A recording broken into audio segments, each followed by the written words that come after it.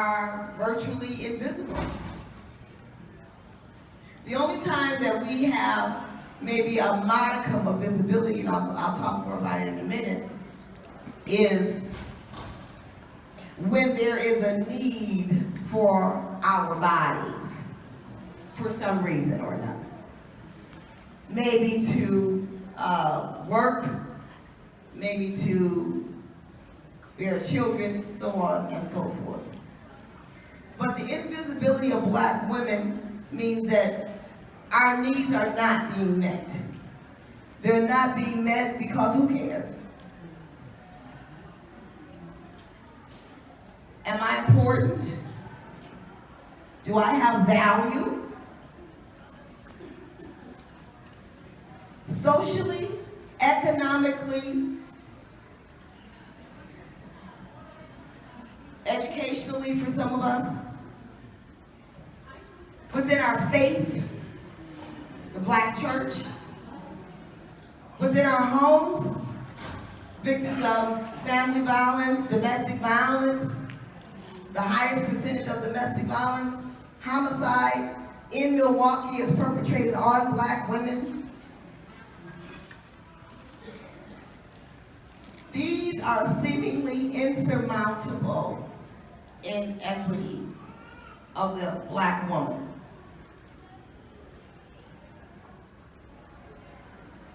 They ignore the fact that Black women are among the highest educated individuals in our nation. Yeah. We are among those who have the highest number of degrees. Yet, we are at the next to the bottom rung for income. I have never met so many women with so many 1, 2, 3 degrees whose income is still at the poverty line, who still qualify for food stamps or whatever they call it today. I've never met so many women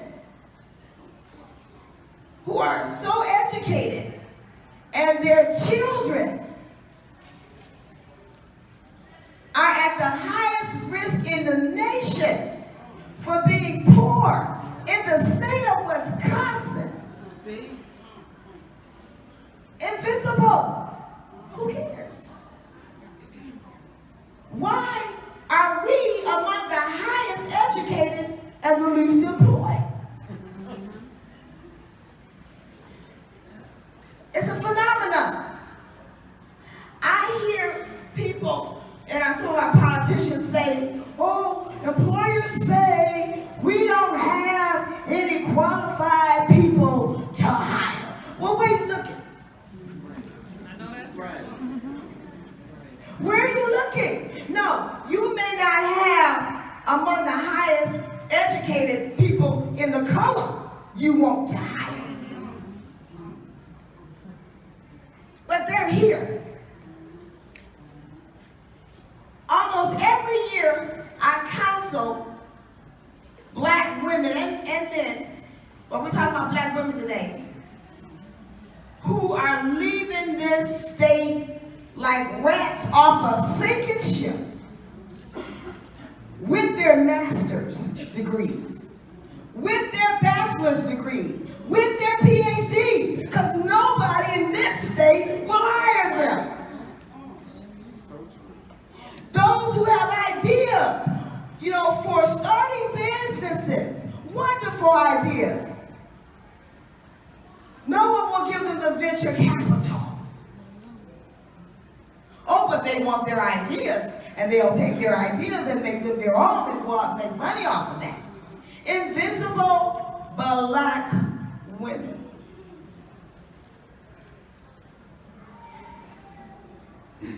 So you might say,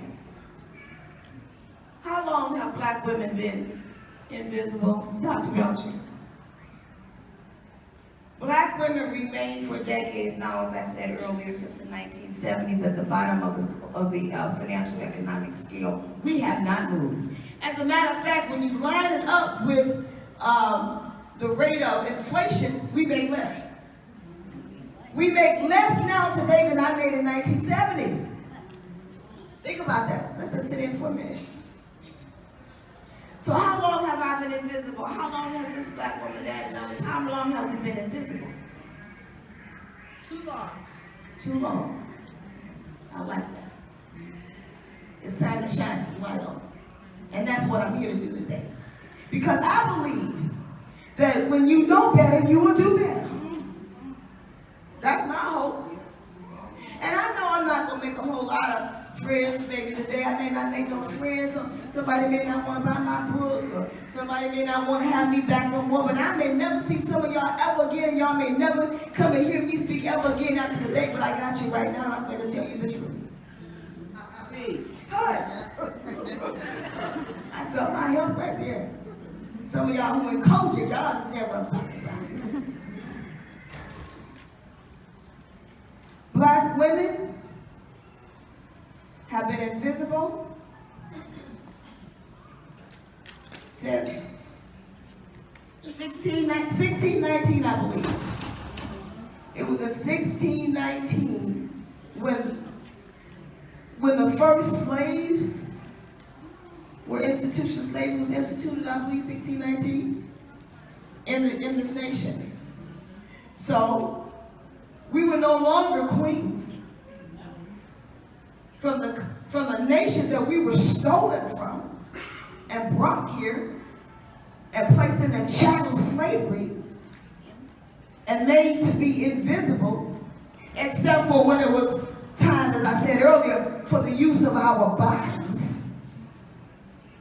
Black women, since the 1600s in this nation, our bodies have been used to build the wealth that this nation now enjoys. And I'm going to show you how. We worked in the fields. Our bodies were used to breed. Slavery wasn't always all about labor. It was about human trafficking. It was about rape. It was about forced incest. And black women's bodies were used on some plantations, which were breeding plantations. And we were forced to breed, sometimes with our own sons, so that NASA could build his economic wealth that a lot of people still enjoy today. So she's invisible until her body was needed. She was counted no more than a cow or horse or some other livestock. She was invisible. The master of a plantation had no real call for any of his livestock until he needed it for something. He either needed to go breed that horse to make more horses, or he needed that horse out in the field to help work that field. Okay? But outside of that, or attaching to something to transport him somewhere, outside of needing that piece of livestock body for something that benefited him, it was invisible. That's how black women became invisible. We were livestock. That's why when you check the slave rolls, you don't always find us in where you might find some of your ancestors. To find my great-great-great-great-grandmother, you're going to have to go and check his livestock records for her name and who he bred her with and whatever. That's where you will find the invisible black woman. What I love about this march today, this Women's March has decided for Milwaukee that the invisibility of the black woman will no longer be tolerated. And I thank you for that. I thank you for that. The black woman of women's rights and social justice.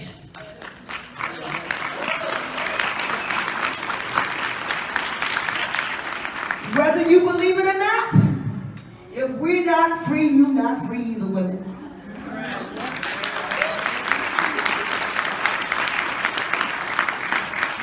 My freedom, your freedom is attached to mine. If I'm bound, you're bound. I believe it was Madeleine Albright who said, referencing women, that there's a special place in hell for women who don't speak out or stand up for other women. And I thank you, Women's March Milwaukee, for making this year recognition of women of color, of which we are a part. Thank you.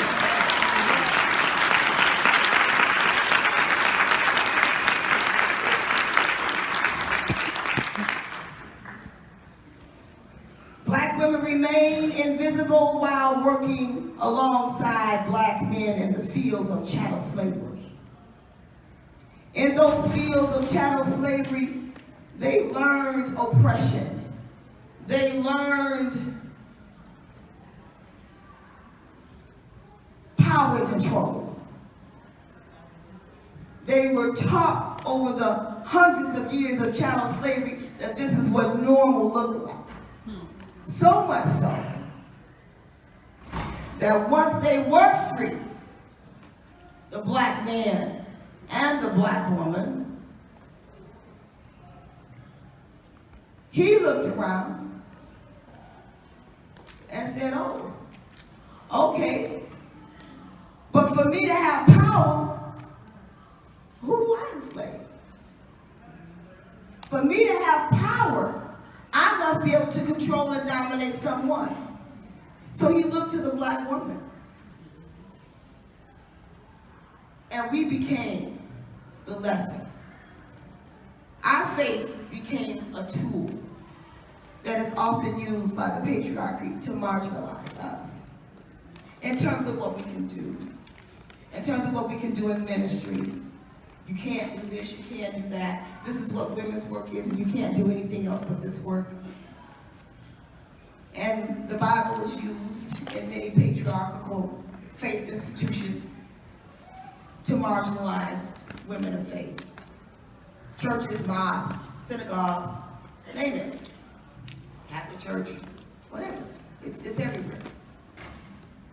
But we're talking about black women today and what that looks like for her in the black church.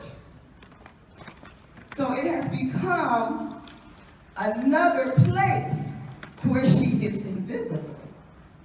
And you must say, my God, the black woman is invisible economically. She's invisible socially. She's invisible educationally, where it doesn't even matter how much degree or education you have, because she still ain't gonna be allowed to go nowhere. And my God, when she turns to her own faith, she's marginalized there. And you gotta say, where is her citadel of protection? Where is her leading post that won't give away? Who helped her? Nobody cares, because she's invisible. Except for when her body is needed. When her body is needed to help build organizations. You can do that. Build it for me, then take a back seat. Let me run it. When her body is needed, I will breed with you, but then I won't stay there to help you raise them. Oh yeah, I went there. Go again. Okay, I'm gonna go again. I can breed with you, but I won't marry you, period.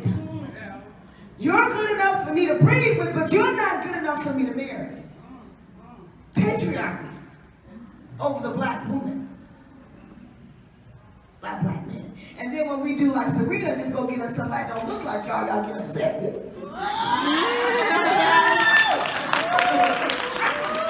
Don't get mad, don't get mad.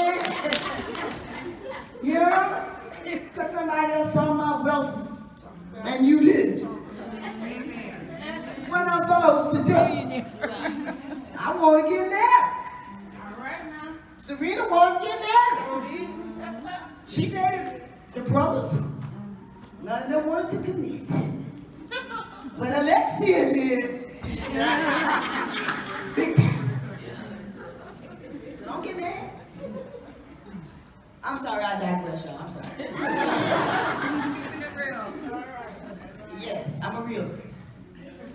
So, for the black woman, the black patriarchy has not always been kind to us. Think about it. To walk through this life always being told what you cannot do.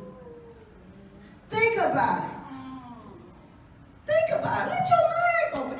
If you had to live like that, if you had to wake up every day and realize your child cannot even go out the door without you throwing holy water, blessed oil, and rubbing them down and praying, God, please, let my son come back home.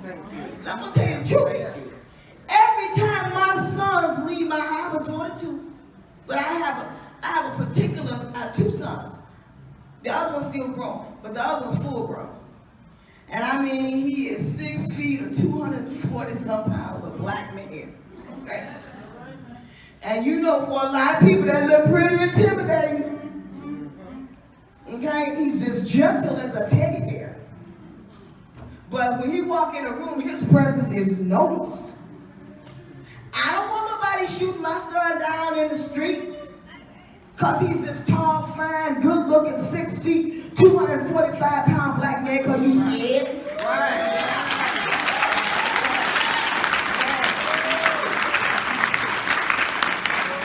I suggest you see somebody about your fear issues. And leave my son alone. See, because his problem should not be, your problem should not become his problem. Because you scared he should not be dead. Come on now. You need to see somebody about your fear issues. They got psychologists for that. I know. I can recommend. Hit me up after the, you know.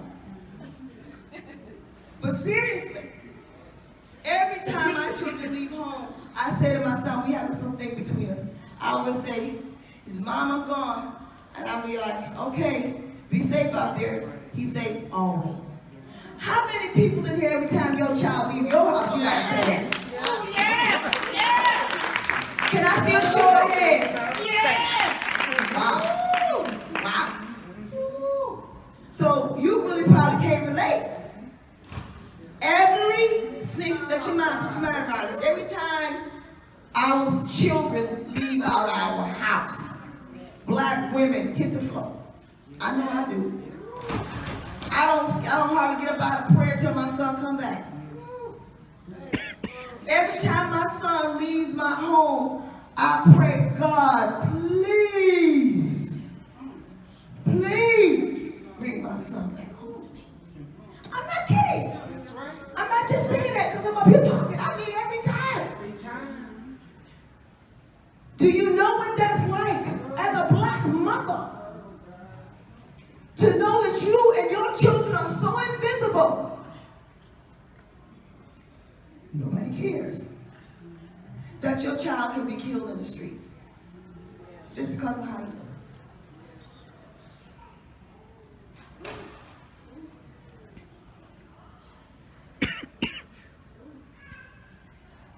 Who is her leaning post? Black women are marginalized too often. We are invisible. Our value and worth means nothing. It doesn't matter how many degrees we get. I'm gonna just digress for a minute and just say on a personal note, when I was in the 9-to-5 work world, many times, I was the most educated in terms of my degrees, but I didn't get the promotions. Many times, I had to train, I was asked to train white women or white men what I do and how to do it, who didn't even have a degree most times. And they became my supervisor.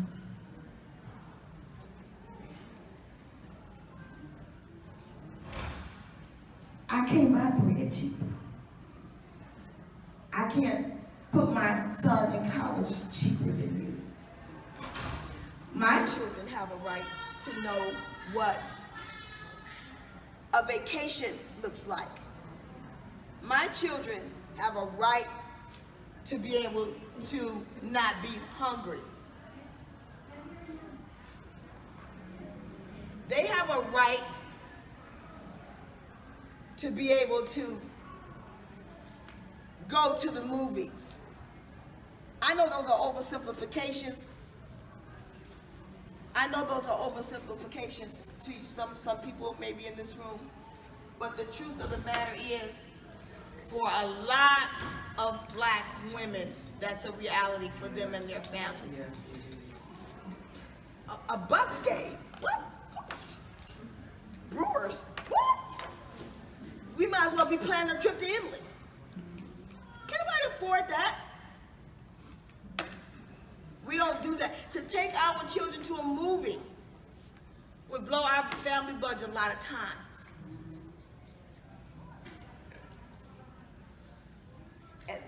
And those social constructs, be it just a movie or the ability to drive up to Green Bay and take them to see a Packers game, or take them to a Bucks game, or my son loves the Nutcracker Suite from the Milwaukee Ballet. Like every year, them tickets go up. But I'm just saying, things like that, for most families, most black women, that's not within their reach because of the economic invisibility, social invisibility. I talked a little bit about that, even to the point of how black women are often viewed by black men.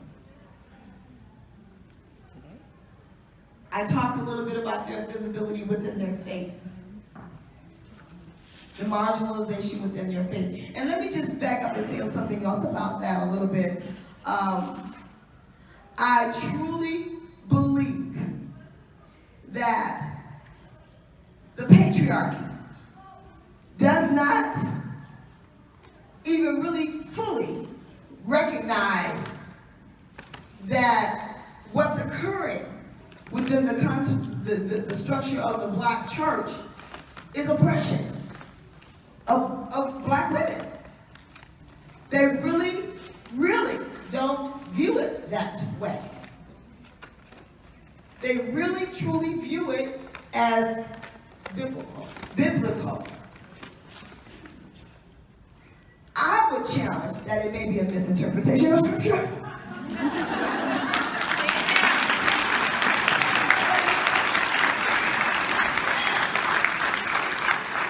I remember reading about Phoebe and Aquila and Deborah and a whole lot of preachers who were women.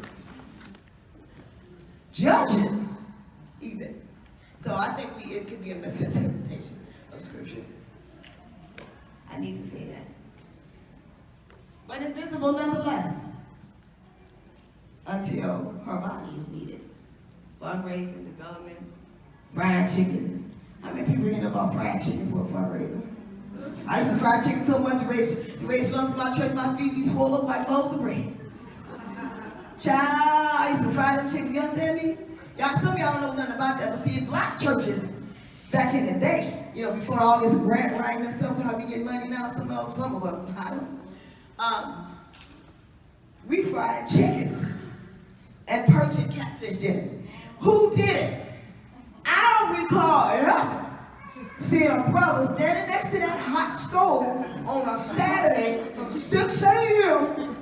to 3 p.m. with me frying that chicken. Okay? I saw them, I don't know, some money get turned over to them though. Had to go to the church fund. And the men, the patriarchy is over the church fund.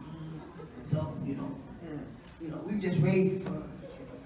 We don't manage the funds all the time. Again, invisible until when? Our bodies are needed. And only until that task or whatever is done. And then it's, okay, back to your relegated place. And on your side of the church. So women of faith are being oppressed through tradition.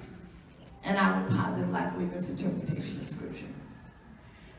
When I work with women, I don't do it any longer, and now I'm writing. I actually wrote and published the Alice Belcher Library on family violence. I published, well, one book is out now, the other 3 will be out, and the library series will be complete hopefully next month, on domestic violence prevention in the African American community, healing, systemic abuse. God, child, help me with the, I can't remember all this stuff in my head. Systemic abuse, and I forget the other right now, but it's on AliceBelcher.com if you're interested in reading more about it. But in working with women who have been abused and in abusive situations, Black women, I founded Christian Woman Perspective Ministry because within the patriarchy at that time, it's gotten better, but at that time there was no safe place within the Black church for Black women who were being abused. And they were not being abused outside the church. I'm just saying. And we ended up providing a safe place for them to come. Began with just me praying, and then another woman joined me, and then another woman joined me, and more women joined me, and women started coming with their kids. I had a little room full of women and kids who was coming for healing and prayer. And that's how Christian Women Perspective Ministry began.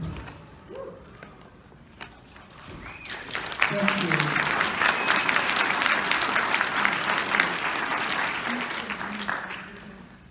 I will say this, and I'm getting ready to take my seat. You know, they gave me 20 minutes, but I took it. You know, you can't give a preacher a mic, like, y'all know that. Just can't do it. You know, we try to get it in. Okay, but I'm going to sit down, because I know other people are coming, and y'all want to hear these phenomenal speakers. But I need to say this about women, because I'm not going to just put this all on our brothers in terms of the patriarchy. We talk about Black women today. I know this happens in every, you know, be it the mosques, synagogues, you know, I know this happens for other women. We're talking about Black women today, the visibility of Black women. It's not just the brothers where that oppression lies within the invisibility of Black women. We also do it to each other. And I need to speak that truth. A lot of the traditions that we know, the patriarchal structures that we know that marginalize us, be it within our faith, will not be dismantled unless the women who have also bought into the tradition rises up and says, no, no more.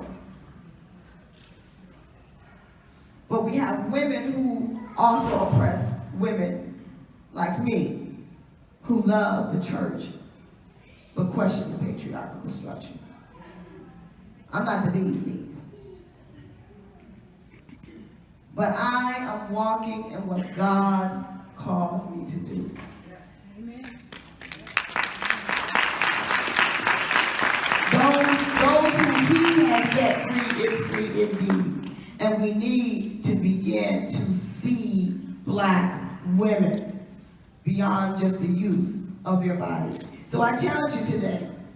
I challenge you to stand up for women of color. I challenge you to stand up for Black women. I challenge you to create safe places in your homes and in your places of faith. I challenge you for fairness in employment.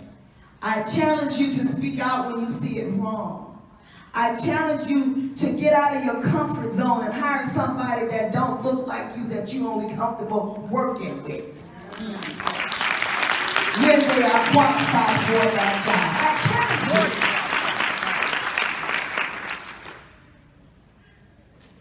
I challenge you to see my children, our children, Black women children, as children. They are children. Not monsters. They're not monsters. They're children just like yours. They like ice cream. They like basketball games. They have plans for the future.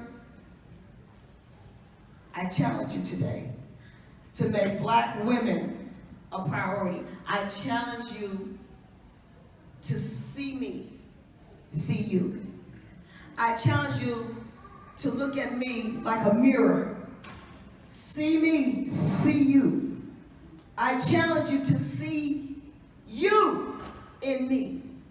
I challenge you to see me as a human being, not as chattel, not as a cow, not as livestock, not as something to just use my body for breeding, not as something just to use my knowledge, skill, and ability to build your church. I challenge you to see me